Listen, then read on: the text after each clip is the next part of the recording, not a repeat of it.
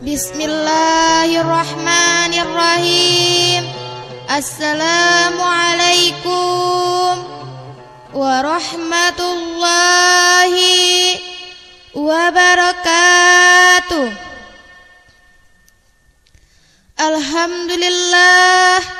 Alhamdulillahi rabbil alamin.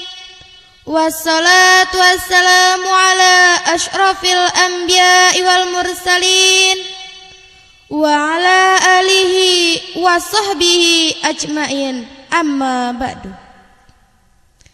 Pertama-tama marilah kita panjatkan puji syukur kita kepada Allah Subhanahu wa ta'ala, yang mana beliau telah memberikan kita kenikmatan, baik berupa nikmat jasmani ataupun berupa nikmat rohani. Allah Subhanahu wa ta'ala telah memberikan kenikmatan kepada setiap hamba-hambanya dengan bermacam-macam nikmat yang tidak bisa dihitung tiap-tiap harinya. Walaupun kalian jadikan air lautan menjadi tinta, ranting dan kayu menjadi tangkai penanya, belumlah akan terhitung jumlah nikmat Allah yang kita pakai sejak terbit fajar sampai tenggelamnya matahari. Salawat salam semoga tetap tercurahkan kepada baginda agung kita, yakni Habibina wa syafi'ina wa maulana Muhammad sallallahu alaihi wasallam, yang mana beliau telah membawa kita dari alam jahiliyah, yaitu alam kegelapan, alam kebrutalan, alam kebobrokan, menuju alam yang terang benderang, yakni agama Islam. Kaum muslimin rahimakumullah. Baiklah, di sini saya akan menjelaskan tentang terjadinya musibah. Musibah adalah datangnya dari Allah, dan hadapilah dengan kesabaran. Sebagaimana sabda Rasul mengatakan, Innallaha ta'ala iza ahabba abdan ibtalah, al-hadis, yang artinya sesungguhnya apabila Allah mencintai seorang hambanya, maka ia akan mengujinya, dan apabila ia sabar, maka ia akan memilihnya, dan apabila ia ridha, maka ia akan memilihnya juga. Kaum muslimin rahimakumullah, mari kita ibaratkan anak kelas 1 sebelum naik kelas 2 pasti harus melalui ujian, bukan? Nah, begitu juga dengan seorang hamba. Apabila ia ingin sukses, maka ia harus menghadapi ujian. Sebagaimana sabda Rasul mengatakan, Inna mu'zamal jaza ma'a izamil bala, yang artinya sesungguhnya balasan yang besar harus sebanding dengan bahaya yang besar. Janganlah Anda mengharapkan kesuksesan tanpa adanya kesusahan.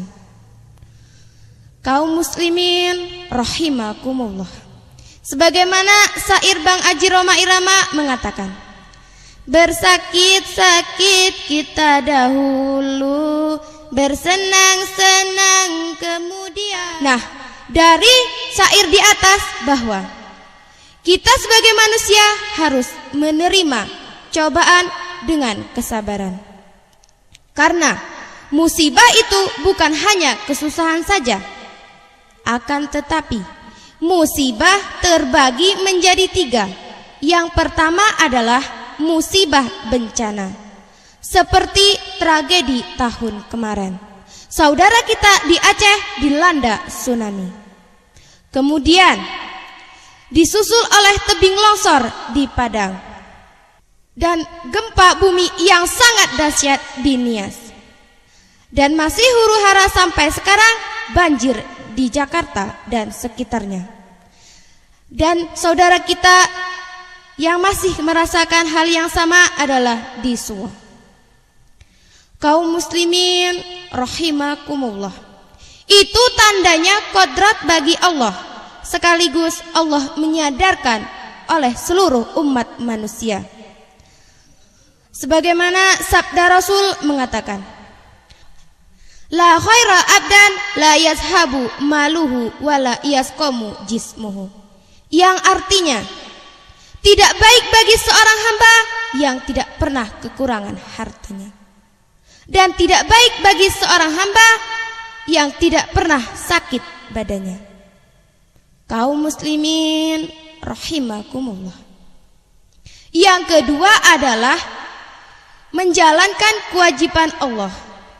Mari kita utamakan kewajiban, walaupun urusan dunia sangat penting. Karena apabila kita meninggalkan kewajiban, itu adalah musibah yang sangat besar. Kaum muslimin rahimakumullah. Yang membuat repot dirinya adalah dirinya sendiri. Apabila ia repot masalah dunia, maka kerepotannya tidak akan henti-henti. Dan apabila ia repot beribadah kepada Allah, maka dunia akan jadi budaknya. Masya Allah. Kaum muslimin rahimakumullah. Yang ketiga adalah meninggalkan kemaksiatan. Apabila Allah sudah murka kepada seorang hambanya, maka semuanya akan diazabnya. Nah, dari itu mari kita ambil kesimpulannya. Mari cintalah kepada ulama, karena ulama adalah lampu dunia. Sebagaimana sabda Rasul mengatakan, mautul alim mautul alam, yang artinya matinya orang alim adalah hancurnya alam semesta. Kaum muslimin rahimakumullah. Allah Subhanahu wa taala telah menciptakan manusia sebagai khalifah di muka bumi ini, guna untuk mencapai kebahagiaan dunia dan akhirat. Oleh karenanya, kita sebagai manusia diwajibkan untuk mempunyai ilmu dan iman.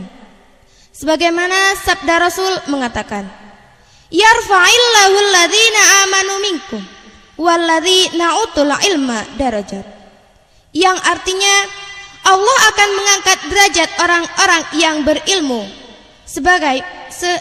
dengan beberapa derajat. Kaum muslimin rahimakumullah. Ada juga sebuah hadis yang mengatakan, talabul ilmi faridatun ala kulli muslimin wal muslimat, yang artinya menuntut ilmu diwajibkan bagi kaum muslimin dan muslimat. Jadi, kita sebagai umat manusia diwajibkan untuk menuntut ilmu, baik laki-laki maupun perempuan. Baik ilmu tentang keduniawian seperti ilmu teknologi, ilmu ekonomi, ataupun ilmu-ilmu yang menyangkut tentang ilmu keduniawian.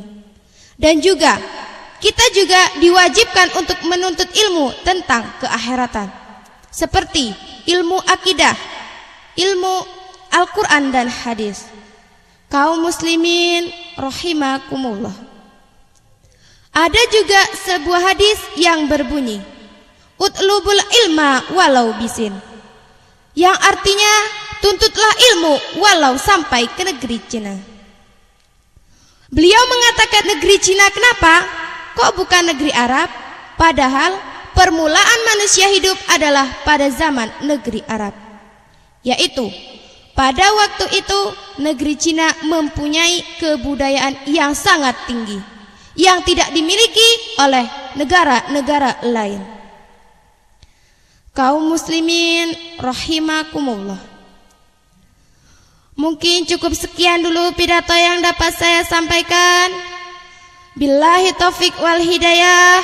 Wassalamualaikum warahmatullahi wabarakatuh.